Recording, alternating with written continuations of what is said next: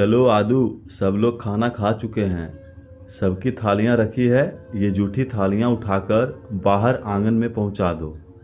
काम वाली बाई अभी आती ही होगी, तब तक मैं और वंशिका खाना खा लेती हूँ। सोना अपने बेटे आदू से बोली। घर के सभी लोग कुछ दिनों के लिए रुकी ननद के साथ खाना खाकर उठ चुके थे। भाभी कमाल करते हैं आप, भला बहू के आने के बाद भी आप जूठे बर्तन आदू से उठाने के लिए कह रही हैं। बहू सबके जूठे बर्तन उठा लेगी ना? ननद भारती तमतमा कर बोली। उसको सोना का आदू से जूठे बर्तन उठाकर रखने के लिए कहना बिल्कुल भी अच्छा नहीं लगा। जीजी, क्या जूठे बर्तन उठाना सिर्फ बहू का ही फर्ज है?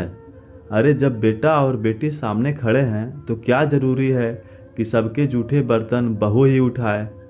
तुझको तो ये फिलॉसफी कभी समझ में ही नहीं आई, ना तब और ना अब। सोना की आंखों में कुछ सोचकर आंसू झिलमिला उठे और वो अतीत में पहुंच गई। सब लोग अपनी जूठी थालियां छोड़ दो, बहू उठा लेगी। सोना को अपनी सास की आवाज़ सुनाई पड़ी और सभी मेहमान लोग अपनी जूठी थालियां छोड़कर उठ गए। सोना, बहू सबकी जूठी थालियां उठाकर आंगन में पहुंचा दो, क्योंकि ये बहू का फर्ज होता है और बहू को आशीर्वाद भी मिलता है। सास ने सोना को सामने से आवाज़ लगाते हुए कहा, हे भगवान, अभी तो भूख के मारे प्राण निकले जा रहे हैं।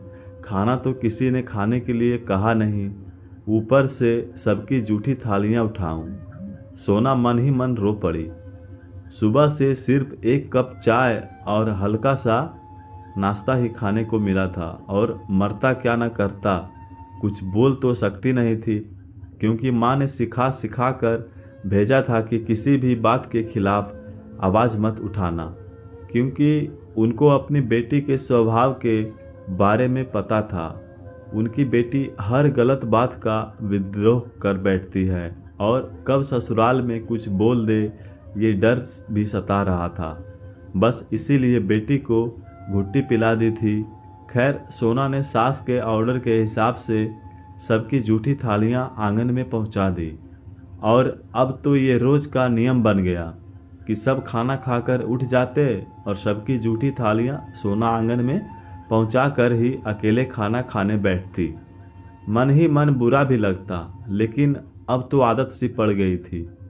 ये परंपरा तो मैं ज़रूर बदल कर ही रहूँगी।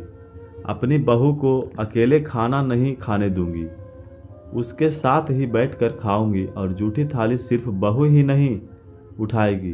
रोज़ के रोज़ ये संकल्प सोना मन ही मन दोहराती और आज उसने अपना वो संकल्प प्रत्यक्ष रूप से क्रियान्वित कर लिया। घर के सब लोग खाना खाने बैठ गए, लेकिन उसने खाना बहू के साथ ही बैठकर खाया और जूठी थाली उठाने के लिए बेटे को लगा दिया था। ये सब देखकर ननद तो चिढ़ गई, लेकिन उसको संकल्प पूरा करके बड़ा सुकून मिला था।